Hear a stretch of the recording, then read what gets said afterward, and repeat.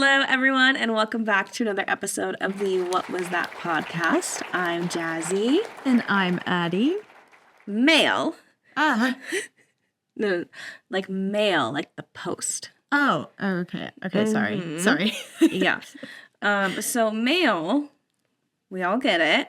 UPS, FedEx, USPS, DHL. You get it. You know the list. They come in all sorts of shapes and sizes. Huh? Are we still talking about letters? Yeah. Okay. Yeah. Anyway, so mail is amazing. It's how you keep in touch with loved ones and pay bills if you're 80 years old and you don't have auto draft set up, Dad. Or a way to get you a new shirt that you've been dying for, like when we inevitably drop our merch and it's so sick and you buy all of it. But one of the downsides is you never know who is dropping off your mail. Not every mailman is your stereotypical sitcom post guy who switches the mail just because he's so old. Looking at the mail guy from Desperate Housewives who can never give anyone the right mail ever. So what happens when you get the mail that you weren't expecting? Dum, dum, dum. This makes me think of this. I like this theme because it makes me think of our mailman at the office.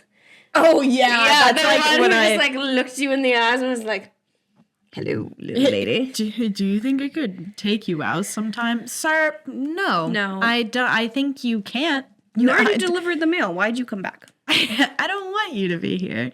Okay. Do you have more mail? Wrong kind of mail. Ew.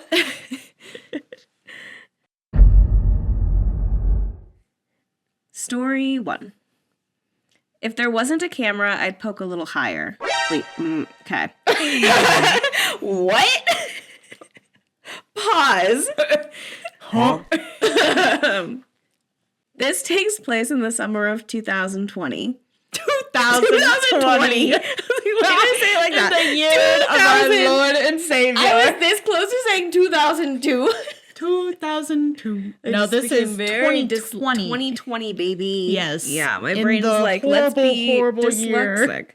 It's probably trying to make it into something else. Every time somebody says 2020, your eye kind of like twitches a little bit. Yeah. Yeah, it's a trauma response. Just like, nope. This takes place in the summer of 2020.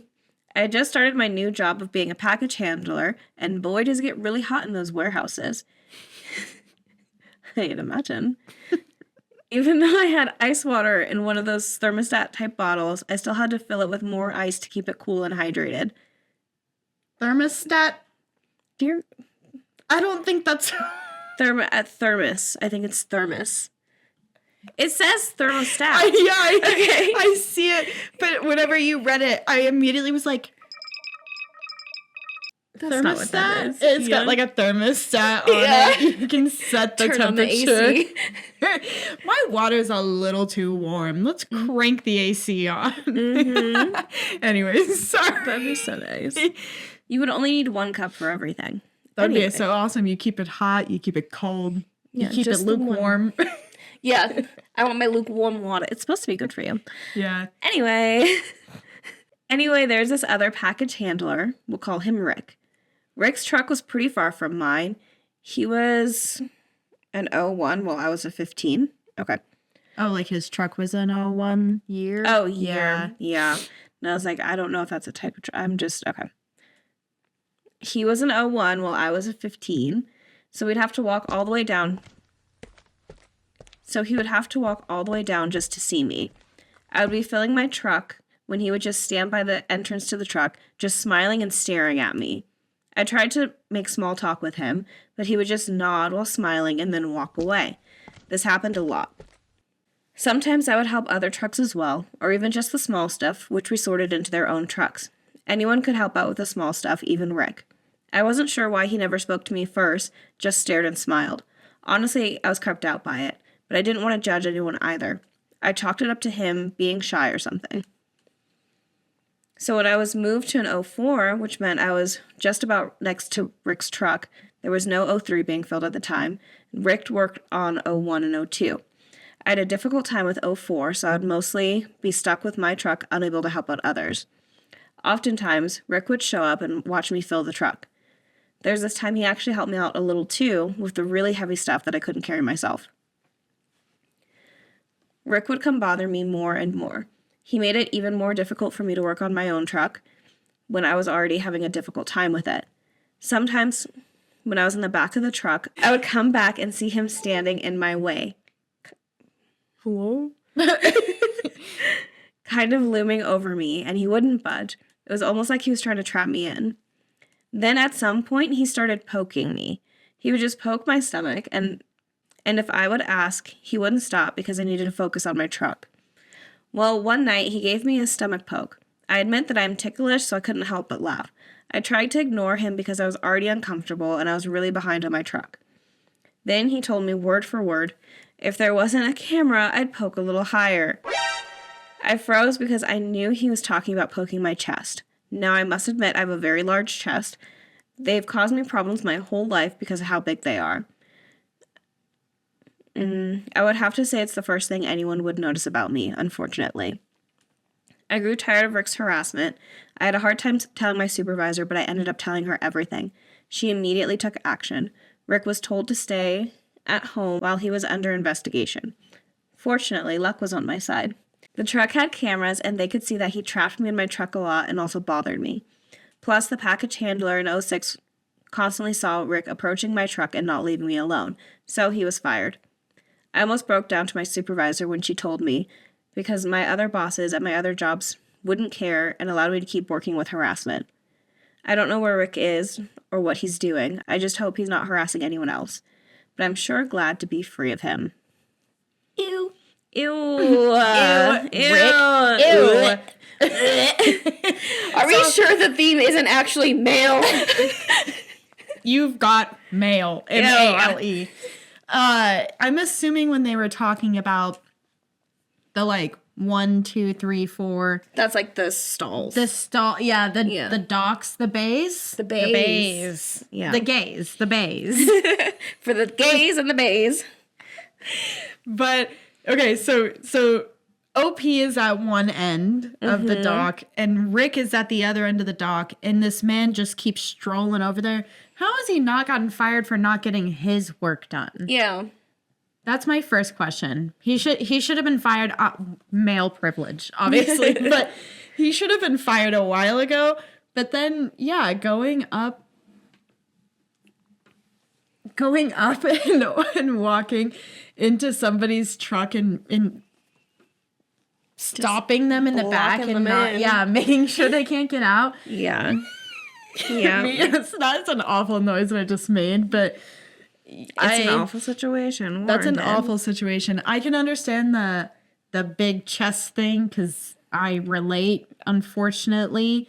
So I have had a lot of instances at work where that is kind of an area of interest. Yeah. I hate to say, because it's not interesting to me, obviously, but to other people where it's like, that's They just really laser in. Yeah, and I've worked in food for pretty much my entire life up until a couple of years ago.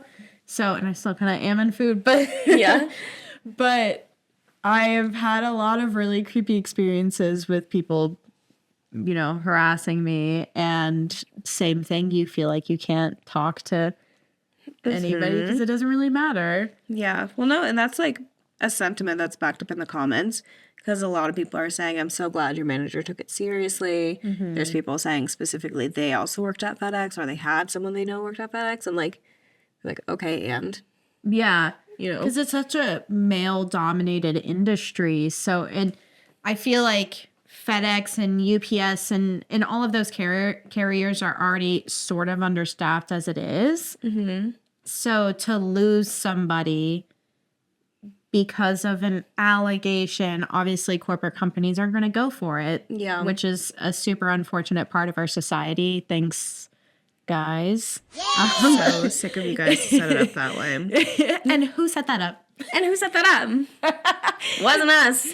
But Yeah, I am glad that management listened to OP. That's good. But I can't even imagine the feeling. Well, I can't imagine. I don't know why I said I can't. But Yeah. imagining the feeling of standing in the back of a truck. It's dark. Nobody can really see you. Right. And somebody blatantly saying that if there weren't cameras, that they would do something. Yeah. Because that's the only reason that they're not doing it. Mm-hmm. Not because it's wrong. But because there are cameras and they know that they'll get caught. Mm-hmm. What a creep. What a creep. I hope he falls and skins his knee, and then it gets infected, and then it's infected for years, and then it scars, and it's never really the same. And then he has to start to walk a little bit differently. Huh. That's a really specific wish. I thought it was going to take a different turn after you said and get infected. I was immediately assuming you meant get infected, get sepsis, die. I like changing. We're changing to that. You didn't have to. No, we are. I wish you got infected and died. Oh, what? Ew. Ew. Story 2. Mail from Hell. This is a story from my childhood, one of the ones that would haunt me to this day. Have you ever seen those memes where it says people react like a criminal when an unexpected visitor arrives on their doorstep? They freeze and drop everything they're doing and throw themselves to the floor to avoid being seen in a window. This is my story of how I became one of those people. At the time, I must have been around 7.5. I was visiting the Midwest, Kansas to be exact, from South Korea, where I was born and raised, just visiting family, nothing major. On that particular night, the adults, or aunt and uncle / our parents, were going to have a date night. So our parents had ordered us pizza before they left and waited for it to arrive, so that we didn't have to open the door for anyone. My aunt and uncle had 2 kids, 2 boys to be exact, and they were ages 15 and 8. Like I said before, I was maybe 7.5 at the time. My older sister was 11, and our baby brother was the young, tender age of 3. So all in all, we're ready to just have a night of fun and games. After all, it wasn't often that cousins got to get together like this. They lived in the States and we lived in Korea, but we loved each other dearly. We saw our parents out at the garage entryway. They made sure we knew the rules and we could recite them back to them.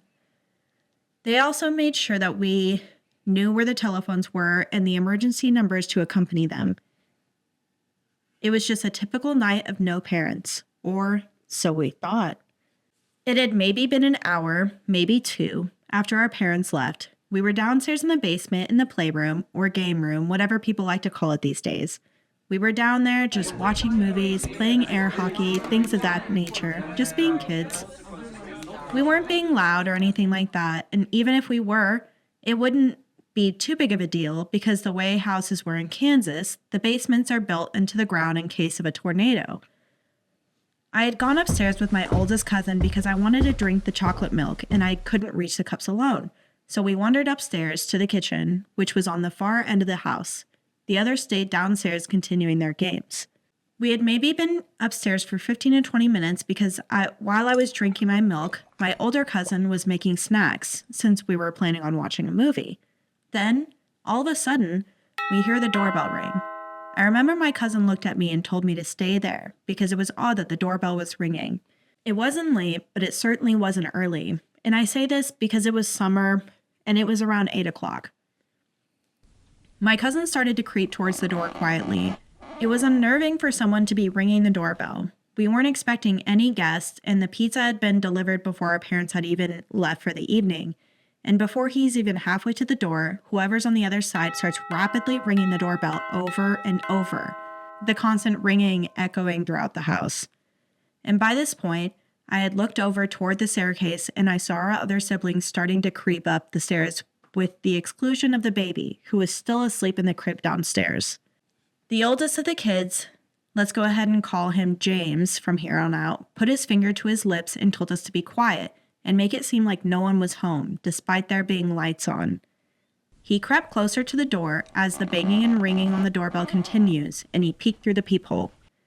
I had never seen my cousin look so freaked out. His face drained of color, and he backed away from the door rapidly, and he told us to go downstairs, but of course, we didn't listen. Honestly, we thought he was playing a joke. Maybe it was some of his friends wanting to scare us, since he did cancel plans that night to stay home and watch all of us. My older sister shoved past him and looked through the peephole herself, and for whatever reason, whatever was on the other side of the door made her have this same exact reaction, and she stumbled back from the door just as pale. At the time, I didn't understand what was going on. I don't think any of us younger kids really did, but something wasn't right. After a while, 20 minutes or so, whoever was at the door stopped ringing the doorbell and all was quiet again. It seemed like they gave up. Maybe they thought no one was home. If only we knew how wrong we really were. We all sat in silence for a while after this initially occurred. My other cousin, who I'm just going to call Kyle for the purpose of this story, mustered up the courage to ask his brother James, who was at the door, why James and my sister were acting so skittish. James told us that there was a man wearing dark clothes and seemed to be carrying some type of package or large box, but he couldn't see his face. Of course, Kyle, being the little smarty pants he was at the time, started to mock James, saying he was just being a scaredy cat and didn't recognize our neighbors. Kyle was convinced it was just a neighbor trying to drop off a package that might have gotten mixed up in the mail, seeing it happened all the time. So we all agree. That was the probable cause, until we realized whoever was ringing the doorbell didn't just leave the package on the porch, which, isn't that what most neighbors would do? In the case no one answers, they just leave it. And why would they try bringing it over to the house at night instead of just waiting until the next day? But we thought it was over and done with, so we pushed it to the back of our minds. We didn't think it was important to call our parents and let them know what happened. It was over after all. We went back to the kitchen, grabbed the snacks, and started to head back downstairs until we heard banging again. But it wasn't from the porch this time. We were all in shock. We froze in fear. I mean, it was coming from right behind us. We turned slowly and looked back in the direction of which he came from. We were currently standing in the dining room, and we had already passed through the kitchen. It was like someone was banging on the kitchen window. You know, the one that's typically above the sink, so your mother or father can watch the kids while playing in the backyard while they wash dishes? So James and my older sister, who we're going to call Nicole, got down on their hands and knees, and they crawled back into the kitchen, much against our arguing. Just as quickly as they crawled back into the kitchen to take a peek, they crawled back to us in hyperspeed, and they told us to get low and stay low as we crawled into the den further down the hallway. James had us all huddled close to the fireplace, out of sight from the windows, and he told us to stay there. He was taking charge. He was protecting his home and his family the best way he knew how. James quickly crawled away. I didn't know where he was going, but I was scared. The banging was getting louder, and it was getting closer and closer. At some point, I started to cry, and I remember Kyle put his hand over my mouth, and my sister was hugging us tight. Around that time, we saw James starting to appear back around the corner. He had his baseball bat, and he had crawled up another staircase to go to his room. He crawled past us, put a finger to his lips, and that's when we realized he was crawling towards the doggy door. He was attempting to close off one of the entrances to the house that wasn't locked. Thankfully, he managed to get it latched in time because we don't think the man outside had realized that the house had a doggy door. But when he heard the lock click into place, the banging became more erratic, more violent. Then, all of a sudden, much like before, the banging stopped. But we heard someone pacing, someone walking back and forth across the porch, slowly, deliberately. Thump, thump, thump. That's good. His heavy boots thundered across the red oak porch. And then, without warning, the pacing stopped, and it became quiet. Then the man called out, "Won't you open the door? I have a package for you." We didn't respond. We stayed quiet, or as quiet as we could be, the way our hearts were pounding and how ragged our breathing was. The stranger called out again, open the door. Open the door. And again, we didn't answer. The man called out angrily, I said, open the door. I have a package. Like before, we didn't answer, nor did we make any sudden movements. The man started banging again, this time directly on the panel window of the room we were sitting in, yelling, I know you're in there. I know you can hear me. Open the door or I'll open it for you. Bang, bang, bang. The window rattled and shook violently with each impact from the strange man. Thankfully, our cousin's house was had reinforced windows, so they weren't easy to break out. Unluckily, though, we didn't have any neighbors close by, so we didn't think anyone could hear the commotion. But while he was making all that noise, we took the opportunity to book it into another room and get to a phone. At one point, while we were on the phone with the police officers, they asked us if we could describe the man. And we all know that he was tall and wearing black. So Kyle and I decided to be brave, so if something did happen to us that night, would at least have a better description of who did it. We crawled back into the den, and we dared to look out of the small corner of the window. We gently moved the curtains out of the way, and lo and behold, the man was still banging. He had moved the shutters off outside of the window. They were basically hanging on their hinges at this point and rattling with the wind. We made eye contact with the deranged man, direct, soul-searching eye contact. I don't think before this night I'd ever believed there was pure evil in this world, but when I looked into that man's eyes, I didn't see a soul.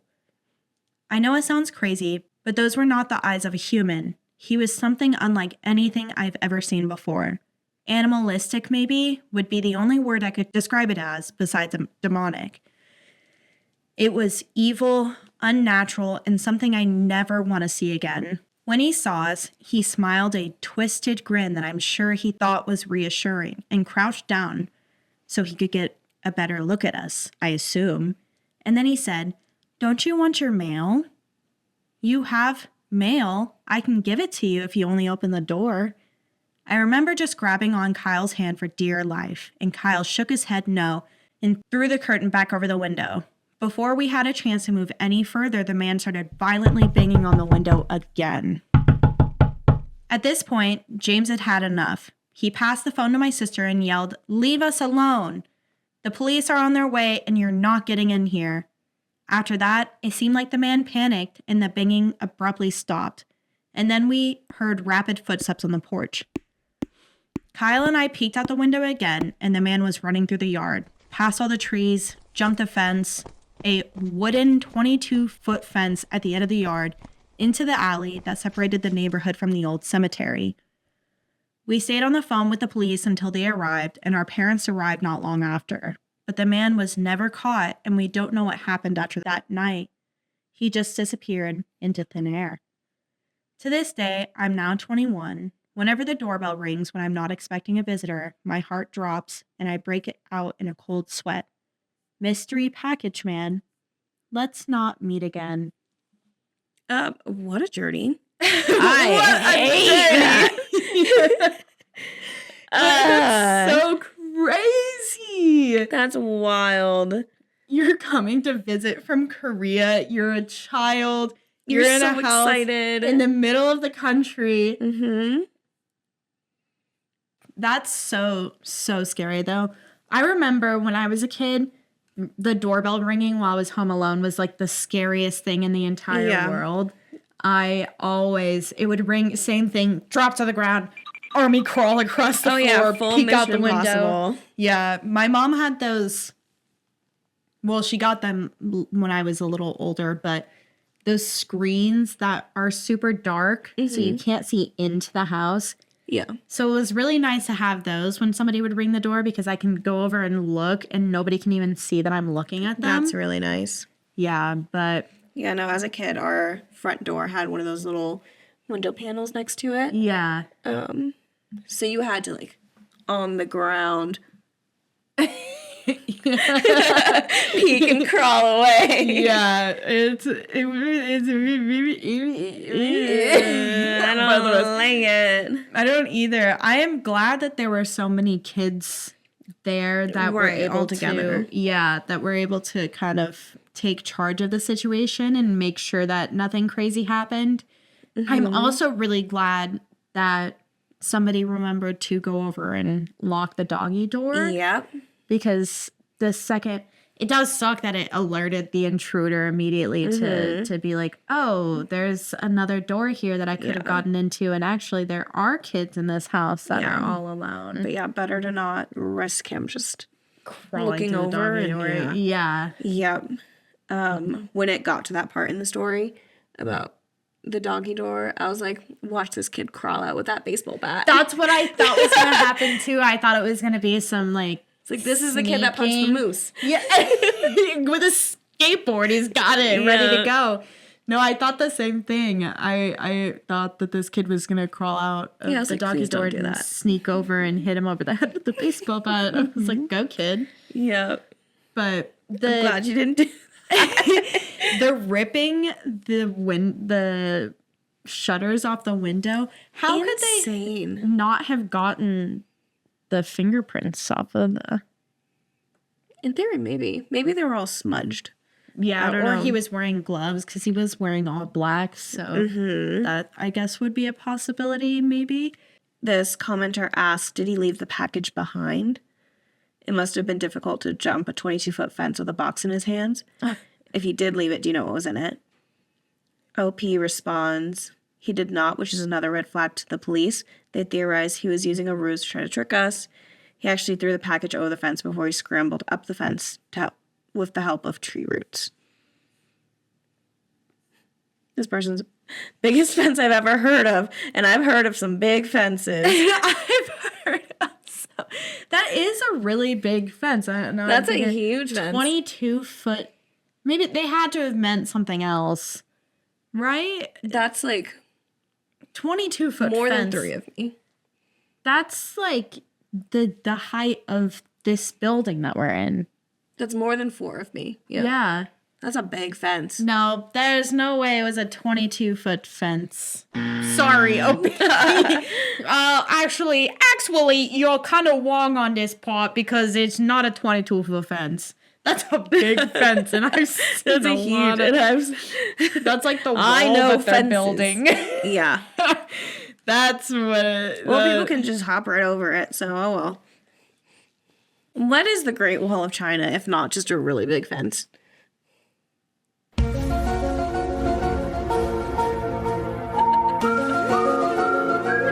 That's how that made me feel. You know what? When people are talking about little white picket fences, no, I don't want a white picket fence. I want a giant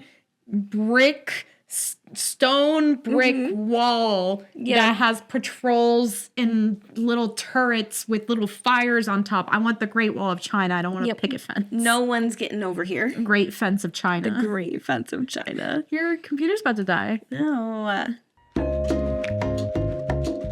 Anyway, it does suck that they weren't able to get a better look at the dude dropping off said package. Yeah. I wish I would find him. Have you heard of all the different types of bamboozled tricks that people will use to lure you out of your house? I've heard packages. I've heard the ones with like the baby carrier. Yeah. They'll just leave one either on the side of the road or outside of your house. Yeah, and put like a little voice recorder in it.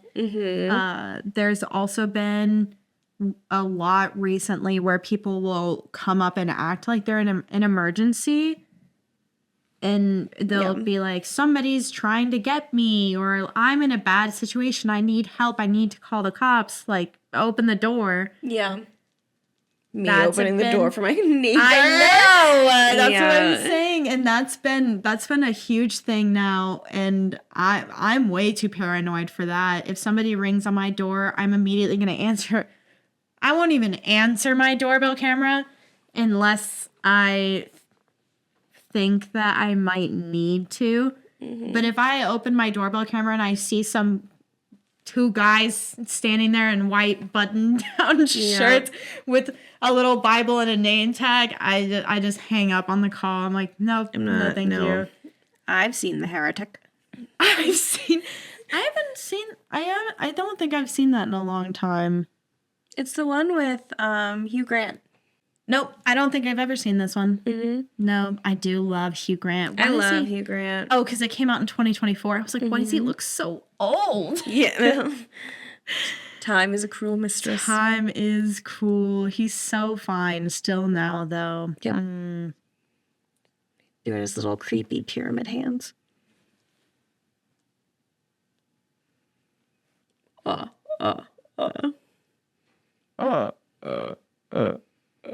Bounce.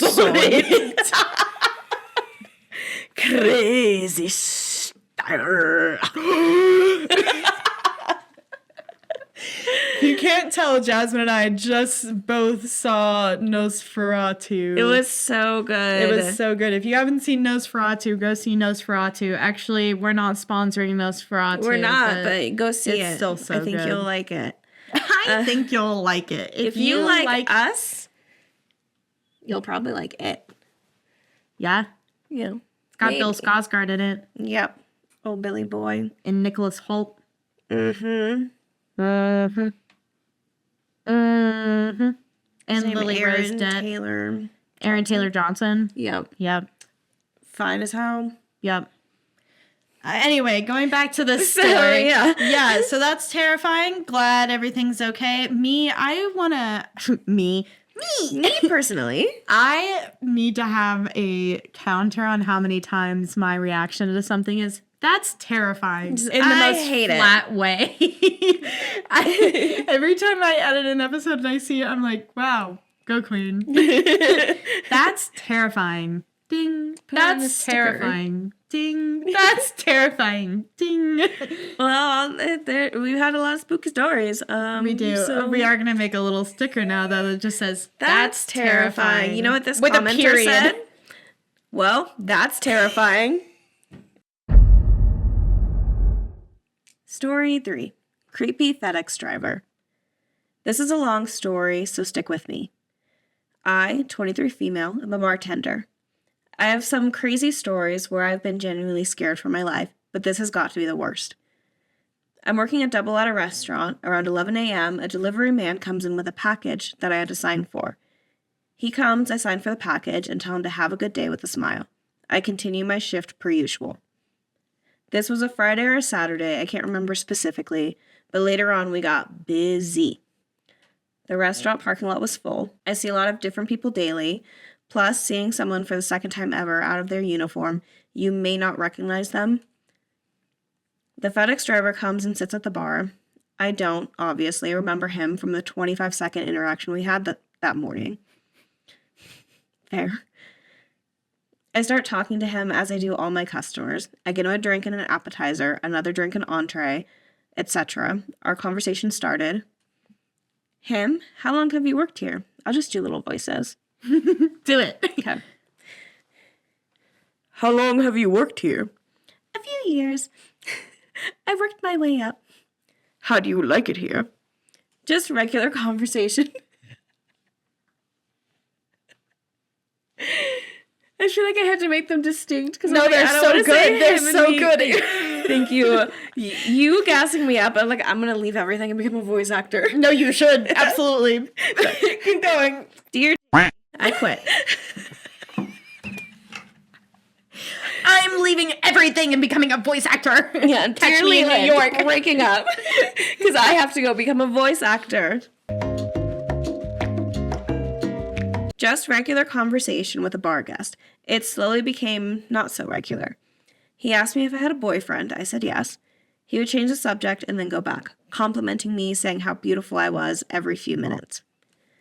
Can I have your number? Oh, wait. Can I have your number? No, I don't think my boyfriend would appreciate that. Okay, what's your last name? We could just be Facebook friends. All annoying but normal interactions I've had with men in the industry. He started becoming really pushy over time, pressing for my phone number or social media. I continued to politely decline and laugh it off. Then he tells me, I actually came this morning to drop off a package with FedEx. You signed for it. I came back just for you. I smile and continue with my stupid customer service. Oh, yeah, I remember you. Smile and then laughed it off. I even stepped back to vent to my manager at this point about how he was being extra pushy and uncomfortable. Flash forward about an hour, he pays his tab and leaves. I'm just glad he's gone at this point. We'll just say I guess it's about 7 when he leaves. We're still busy and we close at 10. We finish dinner service, customers slowly start to leave, and the restaurant is finally empty. I've been cleaning for a while and I'm finally finishing up. It's about 10:30 at this point.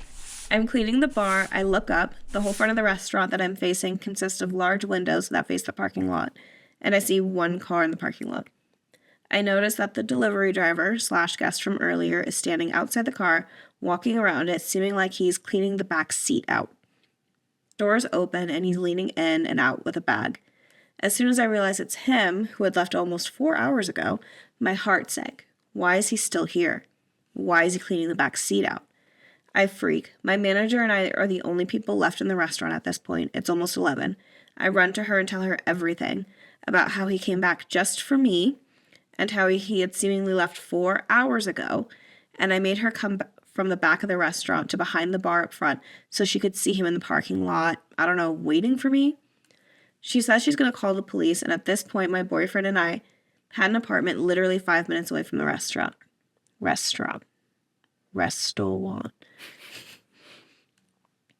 told her not to worry about it. I'll just call my boyfriend to come get me.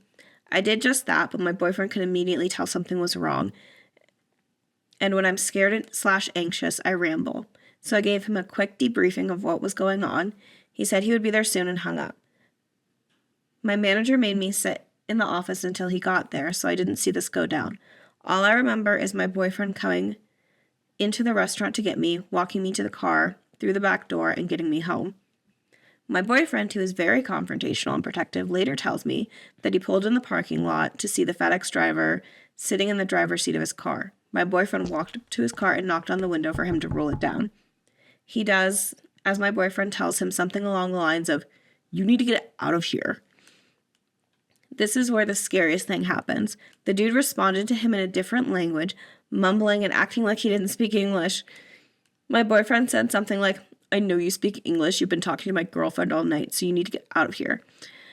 The dude continued to ramble in a different language until my boyfriend raised his voice and basically said, "You have 15 seconds before I pull you out of this car, and you never leave this parking lot." Damn.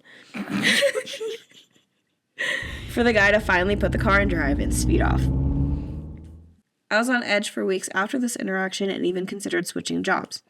Why was he sitting in the parking lot that long after close and hours after cashing out his tab? Why was he cleaning the back seat? To the creepy bar guest / delivery driver, let's never meet again. Ew, me. That's the second time I've responded ew to a story. Ew, I hate it. That reminds me, and Jasmine and I she was there, so she knows the story, but obviously I'll retell it for the sake of comedy and content. But we had a postal person who would come by the office every single day to drop off our mail because they were USPS. And he was probably like late 40s, I would say. But one of those guys that has never grown out of his 20s, you know, shaggy hair, wore a backwards cap all the time, sunglasses, board shorts, and his USPS shirt, and constantly smelled like cigarettes and would just be like, "Hey, what's up?" and give the mail. So me, I'm nice. I say hello.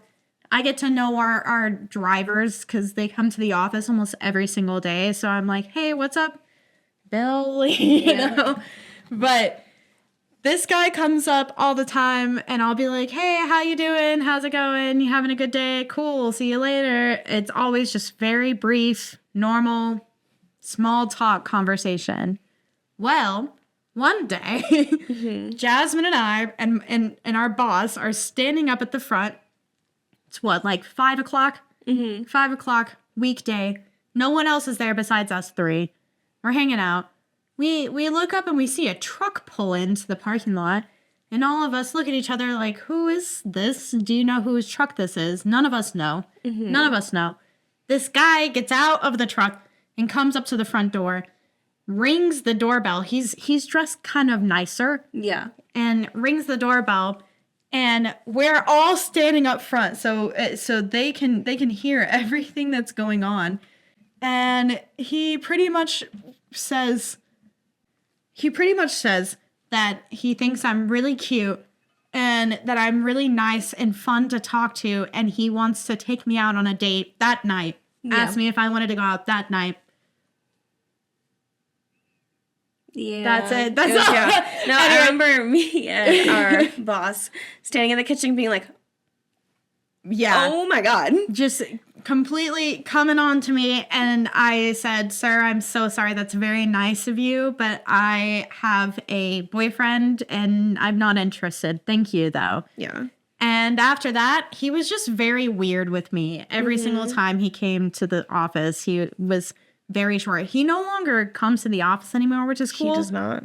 But there is also a FedEx driver that comes and will ask for me by name if he does not see me, or will just like leave and be awkward. Yeah. No, I remember there was a day that he was there and you weren't. You were, maybe it was a Monday. I don't know. Yeah. And he's like, where's Addison? And I was like, not here.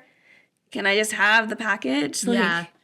And I mean, it's cool to talk, but I don't know. It's very odd when they start asking for you specifically. It's like, and it was like kind of like looking like back a little bit. Yeah. Like, where's Addison? Like, you're going to come around the corner any second. yeah. And I see him do that too, because now, you know, our boss rings the buzzer and she doesn't have to see anyone walk in, and I'll get up just to make sure the door opens, and I'll see his head like pop over and look around, and I'll duck down and kind of walk back to my desk. I'm like, no. Yeah. No, I don't like using the door buzzer because I like knowing who exactly is there Yeah. before I let him in. Yeah. Because we do have that person. And this is a little Quick lore. little tidbit. Yeah. For you. So there's this guy named, and I'm gonna bleep all of this out. He is in prison. And he, for assault, which actually was assault, I read the court files just to see what was up. He's been in a documentary. He got a settlement from something in prison, which is good for him. But then something else happened. I don't know. He's still in prison under psychiatric care because he's just a little not all there. Yeah. He writes us letters. And has written us letters for 2 or more years now. Yeah. So I have a stack of letters in my desk of this guy writing to us. And then I get voicemails from him where he just kind of rambles for a long time and talks about the prophecies and talks about how he's going to like pay us a visit because he loves us and we're his favorite. Yeah. No one knows who this man is. No. Not a single person.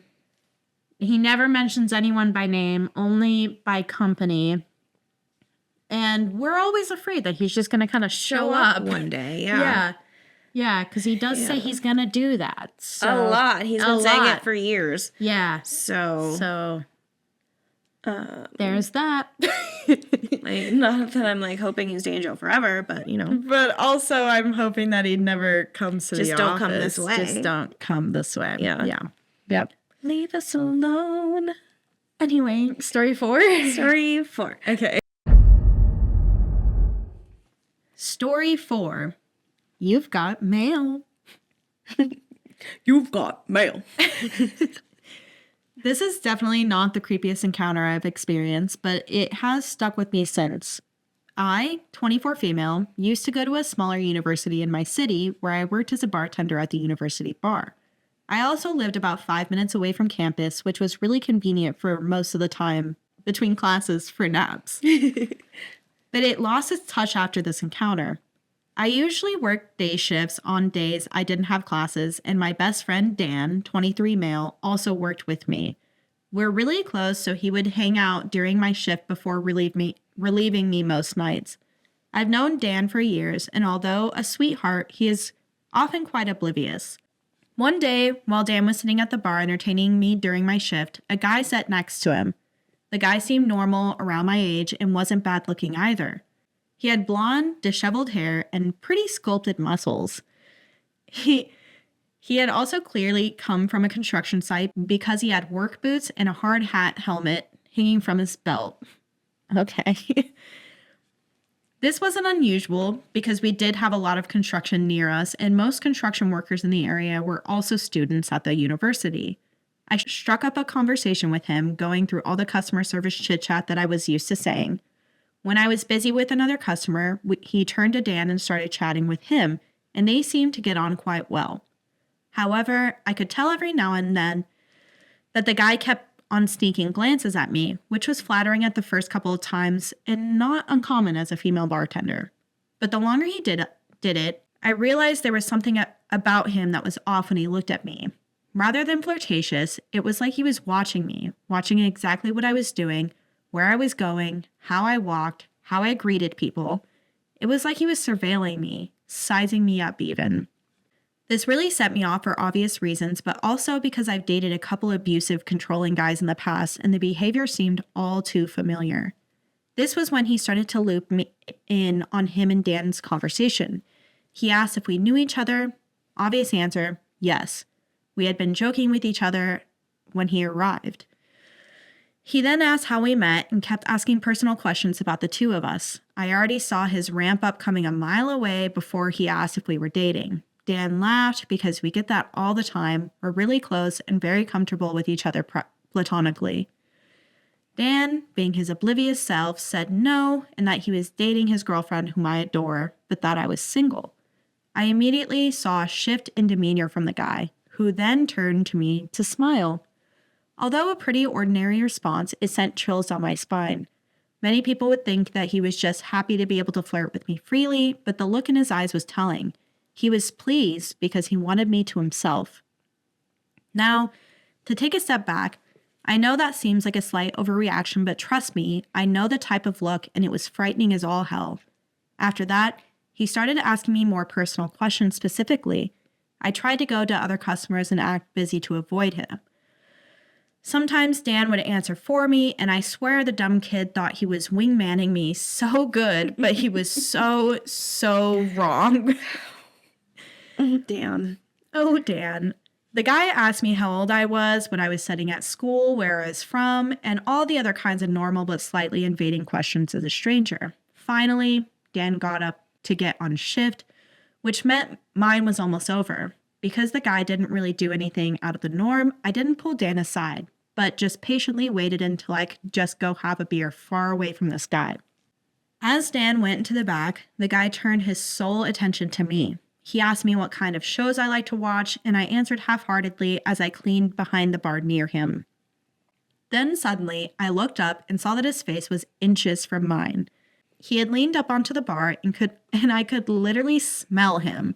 That's how close he was. He then asked me if I lived alone. I did at the time, but there was no way in hell I was telling that creep that. So I gulped, shook my head, and said I lived with 2 roommates. I thought adding 2 bodies would deter him. He leaned back down onto his seat and hummed. I saw a gleam in his eye that left me convinced he knew I was lying. At this point, I was shaking, which is really frustrating and unusual for me because I often keep up a rather stoic appearance when it comes to creeps. He seemed to notice and smiled. Then with a nod, he got up, put on his jacket, and said, "See you later, Gemma," and then just left. Just in time for Dan to come out of the back, the bastard. Dan saw immediately how shaken I was and asked what was wrong. I could barely respond because the thing was, I never introduced myself to the guy. I'd forgotten to. And no one around him had said my name. I know because I asked Dan if anyone had, but the guy knew my name. Unfortunately, that's not the end of the story. After that encounter, I was on high alert for about 4 days. Then I got busy with studying and life stuff, and I went to the back of my mind, but not for long. Suddenly, I started seeing the guy everywhere, in the hallways, near my classes, and at the bar. Coincidence turned into obvious intent, and I was freaked out. My university was small, and there was very little for me to do to avoid him. My biggest worry was that he had seen the way I walked home, so I started to ask people to drive me, even though I lived 5 minutes away. None of my friends minded because they're very solid, which I'm very thankful for. After about 3 weeks of this, I had started to tell my friends, who then started a sort of barrier around me. I was never alone outside of class, and I was always taken home by someone. I started to feel safer, and I had some other shit to deal with, so that guy kind of sort of left my mind for a bit again. During that time, I bought a pair of old school yellow Vans because I'm a huge fan of retail therapy when I'm depressed and or anxious. Same. About 4 days later, I got the notice saying that they were out for delivery, and I was pretty excited. I don't usually buzz delivery guys into my building and often just let them leave a notice so I can pick the package up. But I decided to buzz the guy in this one time. Immediate gratification or whatever.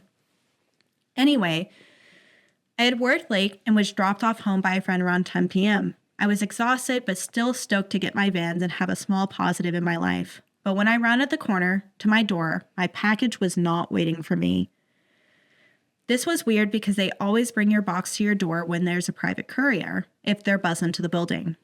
I shrugged it off, thinking maybe the delivery driver hadn't found my door number or maybe delivered it to the wrong apartment. I unlocked my door, which seemed to stick a little, which was also weird, but I shrugged it off too. But when I opened my door, something immediately felt off. Nothing was out of place, but it felt like it. I cautiously stepped into my apartment, gripping my keys between my fingers. My other hand was holding my phone tight, just on the verge of pressing down my emergency call button.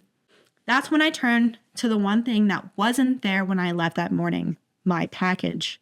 It was sitting on my counter with a note next to it. I started to panic and raced through my apartment, wielding my keys as a pair of claws. My apartment was small, so it was rather easy to sweep it. No one was there, just me, my Vans, and the note. Going into survivor mode, I slammed my door, locked and bolted it, and stuck a chair under my handle for good measure. I checked every window to make sure they were locked and that my patio door was as well, which was a sliding glass door. That's when I found the second thing out of place. The security bar I stick behind my patio door was under my couch, where you would have had to been crawling to find it. It was most definitely stuck behind my patio door when I left that morning. As you can imagine, this freaked me out even more, but I was just glad the bar wasn't broken. I placed it back as tight as possible and then went straight to my kitchen counter where the bastard had left my present. My package was open, and my first thought was, hey, that's illegal, before I reminded myself that the guy had literally broken into my home. My shoes were intact, basically untouched. Next to the box was a handwritten note on one of the sticky pads from the desk in the other room. It read, "Small apartment for 3 people. Enjoy your Vans." Ew. Sorry, that made me literally... Oh my God.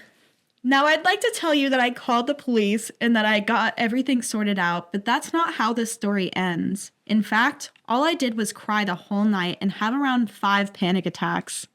The police can't really do much when the guy hasn't done anything malicious, and there was no way for me to trace all of this back to one guy I didn't even know and haven't seen since. However, the school term ended right after this. It ended, and I didn't have to go to campus until September.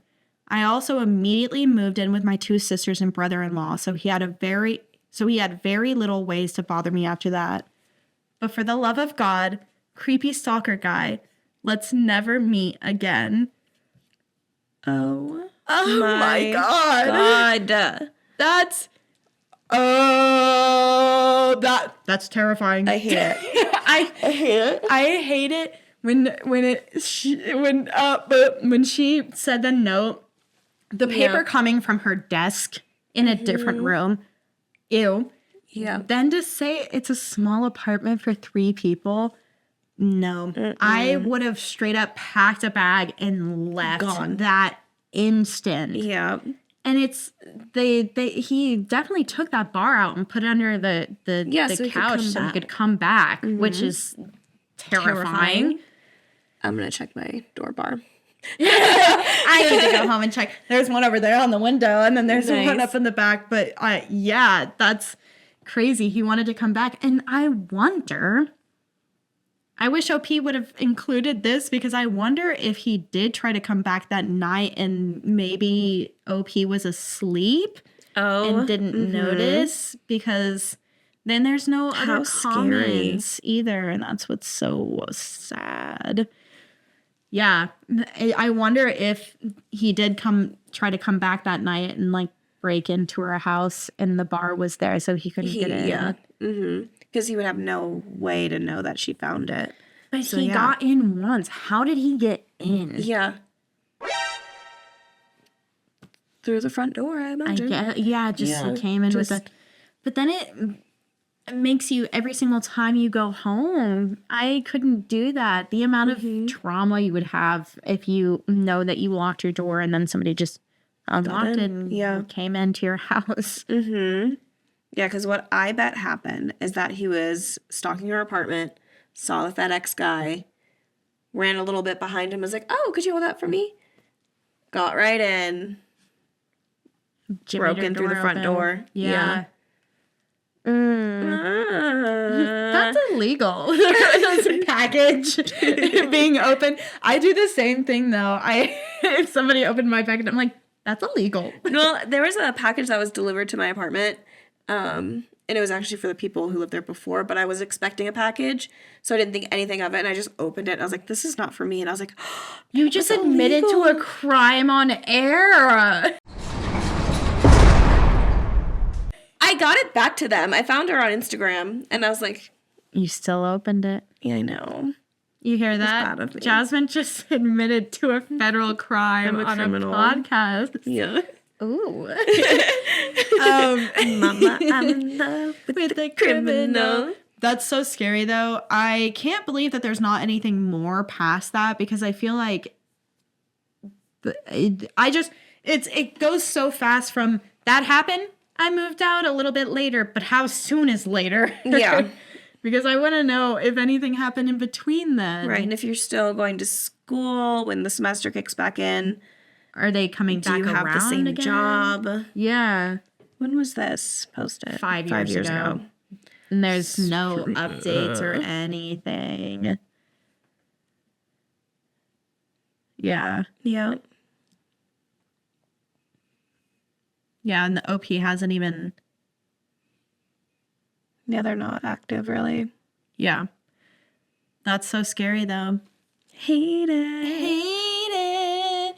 And that's why it's hard to get mail anymore, because people are crazy. People are little freaks, and I hate it. Yeah, I don't even, if something gets delivered to my door, I have my little doorbell camera, so I wait until I watch them leave Yeah. before I go down and get anything. Most of the time, I don't even grab it either. I make Quentin go up and grab it That's fair. because I don't want to get snatched. No. Nope. I don't want to get kidnapped. I don't either. That sounds awful. Getting kidnapped does not sound like a lot of fun. No. Well, if I didn't want to open up a P.O. box, I definitely do now. I know. Now, every time a delivery driver rings my doorbell, I'm going to be really nervous. But don't let that influence you not to order things online, like when we inevitably sell merch. Which, like, cool would it be watching people wear, what was that, like t-shirts, have a That's Terrifying sticker. That's terrifying. Have a little black cat sticker. Yeah. But in the meantime, don't forget to follow us, not like the mailman, on TikTok, Reddit, Instagram, YouTube, Facebook. Comment, share, like, subscribe, do all of that things, because all the numbers help, and stream us everywhere. It's whatwasthat_the_pod. Or you can email us with your stories at whatwasthat.thepod@gmail.com. You know the whole drill. That being said, I am expecting a package, oddly enough, so I'm going to get going. Yeah, I think I am too. Wait. Did you hear that? What was that?